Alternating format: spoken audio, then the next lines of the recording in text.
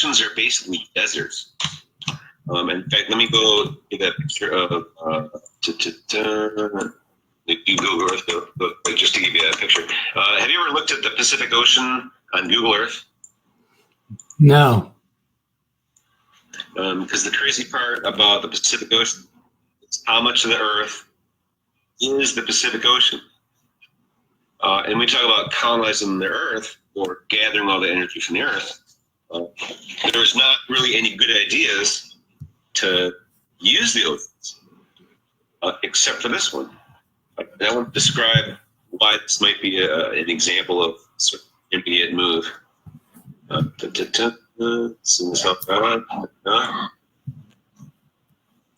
so if you look at the Pacific Ocean,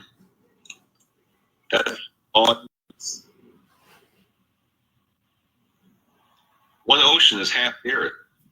Yeah.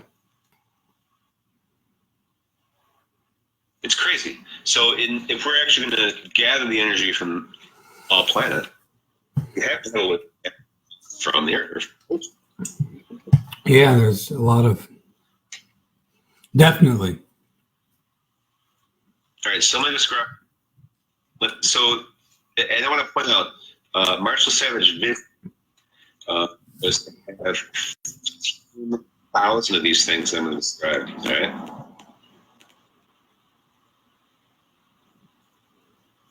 And it's also going to be a heat engine. Perfect. All right, so the basic idea is up here at the surface, 80-degree water. And way down here, we have 40 degrees.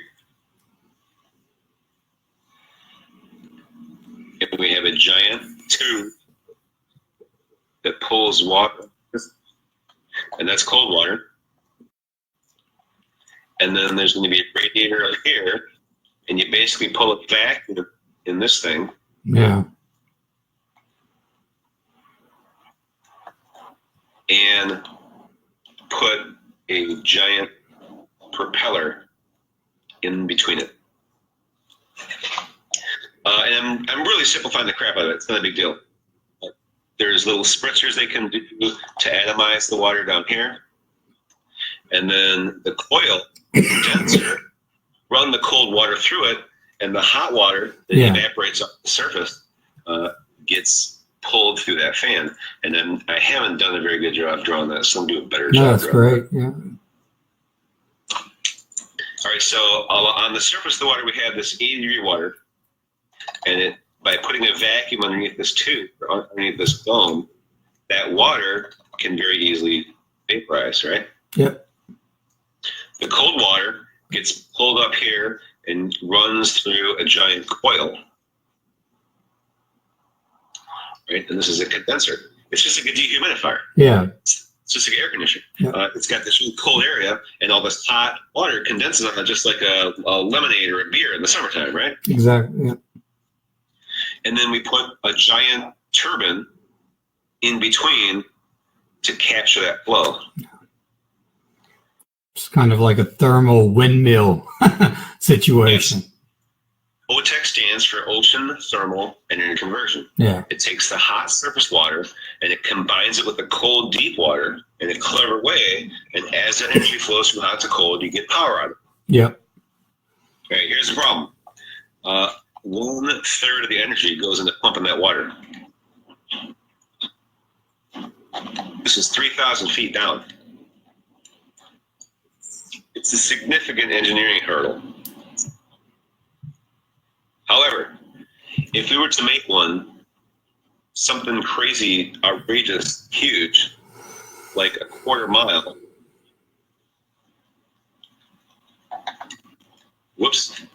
Marshall Savage predicts that we could make something on the order of 1 terawatt, 1 trillion watts. Typical nuclear power plant is like 400 megawatts. Yeah. So this would be like 3 nuclear power plants. But a 1/4 mile structure is outrageous. But here's the thing. The energy is only the beginning of it. Would you like to guess what some of the other advantages are? Well, I mean, you've got everything happening with that, right? You got the condensation. You got, what could be developed out of that? Well, there's a few things. One, if you're bringing cold water up and you have the hot water, you have a range of temperatures. So you can use the temperature control to do all sorts of different agriculture or aquaculture. If I'm bringing up cold ocean water in the tropics, all of a sudden maybe I can grow some lobster or some oysters. Right? These things require cold water. Yeah.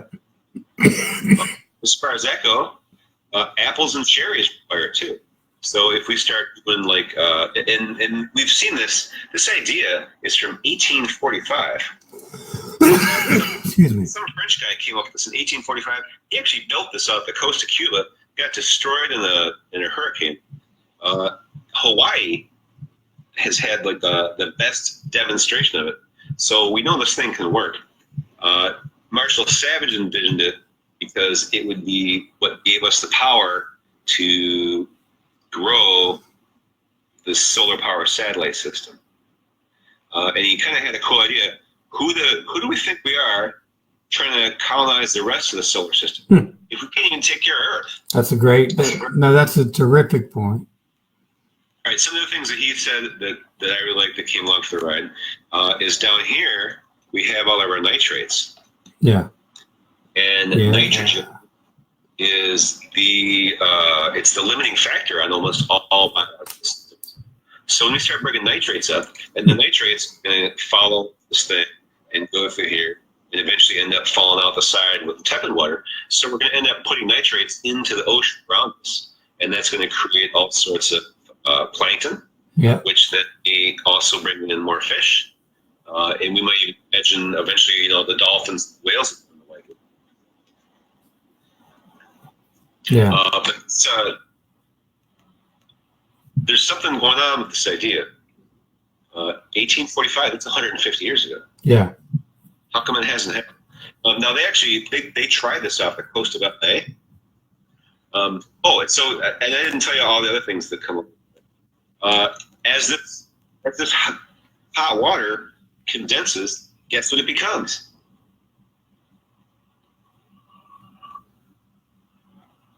I'm not going to guess. I'm not sure. It's fresh water. Oh, I didn't even. I thought the delay was still there. So basically, you can build an entire ecosystem out of this thing. Yes, that's exactly what Savage envisioned. And in fact, I'll find you a picture here real quick. He envisioned this whole thing becoming. Let's see here if I can. You put that with the Buckminster Fuller buckyball concept, and you've got a lot of opportunity there, right? I mean, you've got colonization of the entire Earth for the water part. That was the idea, yeah.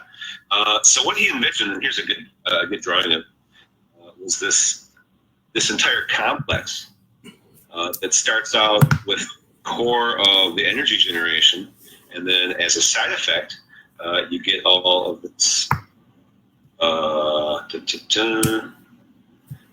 You can see like there's parks and all this water that spills over, and down here we got beaches, and then all out here is like the plankton ponds, and you can see this thing is like a half mile across. Yeah. So this guy had quite the vision for this idea, and it bugs me like. Why hasn't it happened? I like this. I mean, it's almost like, and this is, I think this is an accurate depiction of us. I think that we overvalue ourselves as humans, but really this kind of reminds me of a bee nest, of a bumblebee nest, in a sense. Well, this is there's this thing called cement, and that's what's crazy about this. There's all these different things that sort of coalesce and make this like a killer idea. And yet it's not happening. That's why whenever I hear about that, it always makes me wonder, like, what the heck is going on? Yeah, no doubt. Like, what's the holdup? Like, what's the holdup? What's the intentional? Why aren't these things even taught in a manner to have minds pursuing them, developing young minds pursuing solutions to, potential issues with anything. That's a bigger question, because that's what makes it look completely intentional, right? Well, it might be a side effect. It might be one of those things where there's no one in particular that is worried about it, because it's like a problem that no one sweats. Like, what problem does it really solve? A lot. As far as that goes, engineering in the ocean is not easy. So let me describe cement, and this is one of the crazy ideas. This is supposed to be my drawing of the ocean, right? If I put a battery across two terminals in the ocean, if I run a high current, then I start to see gunk building up on one of these electrodes. And this is when we're talking about electrolysis or electrolytic action or electroplating, or even the way a battery works. It always kind of works the same way. There's a chemical reaction, and the stuff comes off of one electrode and ends up on another electrode. Yeah. Well, if we just run a current across the two lines that you dump in the ocean, and these guys can share charged particles just like a regular process. This material starts to build up, and it's manganese oxide. Yeah. And manganese oxide is crumbly and weak and gray, and it kind of looks like insulation, and it's crap. It's not good for anything. However, if you run a low current across those, you get.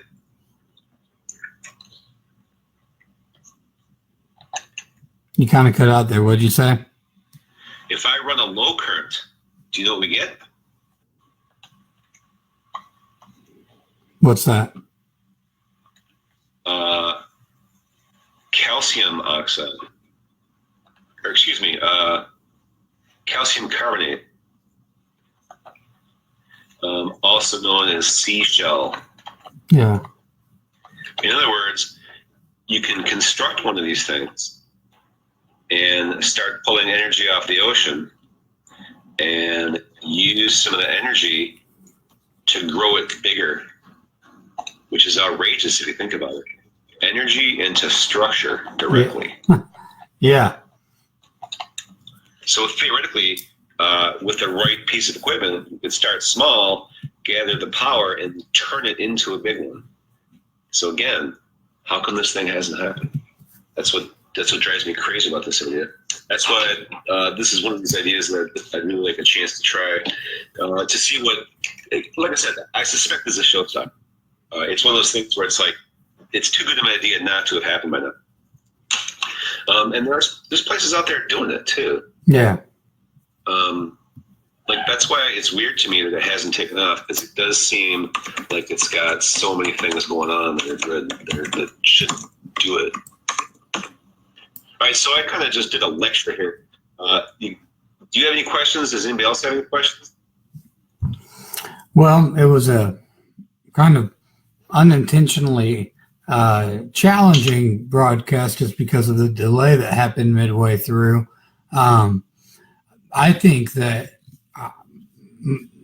any questions I had, you were answering along the way, but it just seems almost, if we were to look at the energy sources here, so like what we are as an energy source within the world, and something like bumblebees, for example, this makes the most sense when you look at the way something like a bumblebee creates their ecosystem, which is the most efficient ecosystem there is.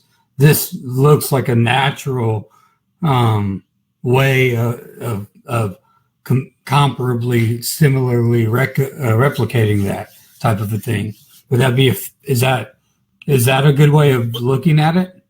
Well, the idea with the honeycomb was that you can build it modularly.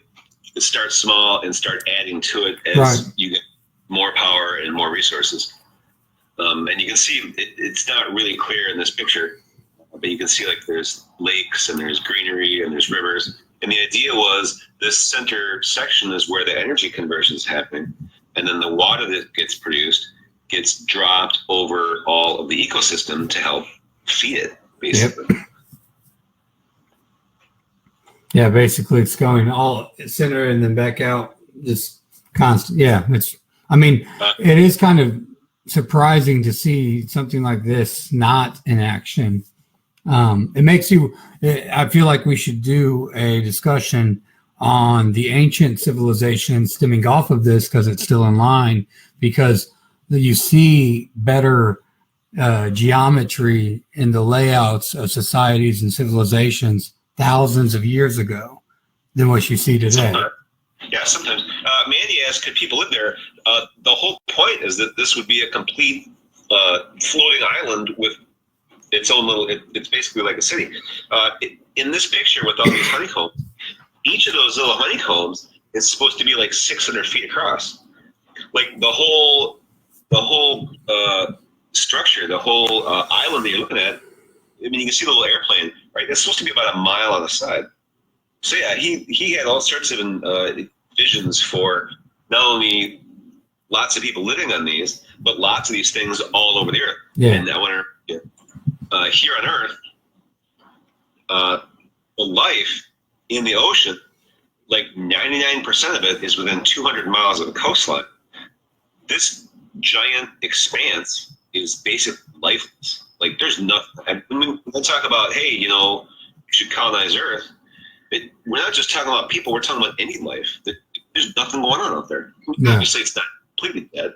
But the fish and the whales and all those other creatures, they're basically on near land because that's where all the action is. That's where all the stuff comes off the land, like the nitrates that they need. Yeah. There's nitrates down in the bottom of the ocean, but there's not really much going on the surface. Yeah. And this idea of colonizing Earth could completely change that by ripping up all those nutrients and creating an ecosystem around us. Yeah. When there's more space to grow, everything grows effectively, Yes. Yeah, and the idea was to make it all sort of an integrated thing, right? Mm-hmm. We got energy, we got the nitrogen, we have the wide range of life forms because we can do hot water or cold water. He imagined doing real high value items. And then there's things like kelp can be used to make textiles.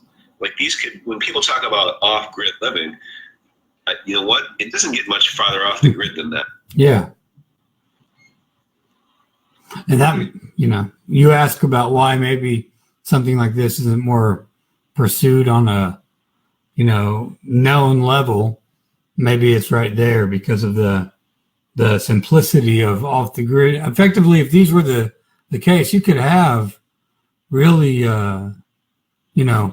really liberty-based living. In other words, you could have a lot of independent living in that kind of. You wouldn't have the same government structure, I don't think, in that kind of developed world. Nope. Theoretically, if you can build the whole island, there's no land there. Nobody can claim it. It's yours, right? Yeah. It's just a building. It's a boat.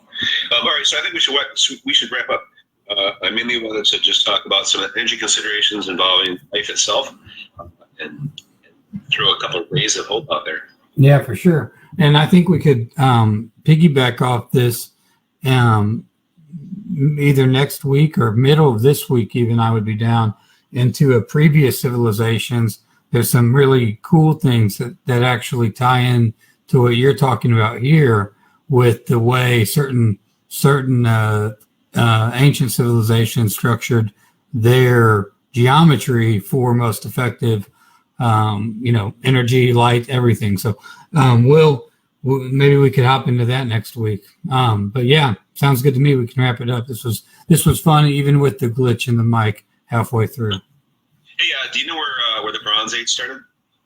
Where the what age? The Bronze Age. Not any specific way now. Thailand. Okay. Wow.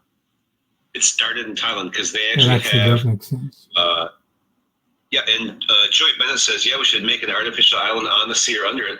In fact, we can imagine not only having these things pumping out energy and creating an entire life form, but with all the extra power available, might also want to talk about water cannons to take out the A-10s, or maybe hiring and training the dolphins and the whale to protect it against pirates. Like, there's all sorts of possibilities to start to integrate with life, right? Yeah, for sure. All right. Well, thanks everybody for joining us and do our crazy ideas about life and how we about the universe, or speculations about it anyway. So crazy they're true. What? So crazy they're true. What I try to say, and I say this to my friends a lot. I have a friend. He's a chief in a company. He went to school. He has a master's in engineering. We talk about this a lot, and you'll agree. But basically, if it fits within the fundamental laws of the universe and it applies, and then it can work. It's a matter of making it work.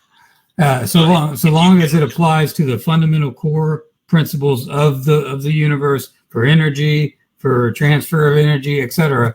It will work. It's just a matter of not being able to find the concept yet. That's right, or whether it's worth it. Yeah. If you can conceive it and you can believe it, and you can also achieve it. Yeah. All right. I think that's it. Yep. Sounds good. We'll see you all next week, if not before. Thank you. Yep. Thanks for watching, guys.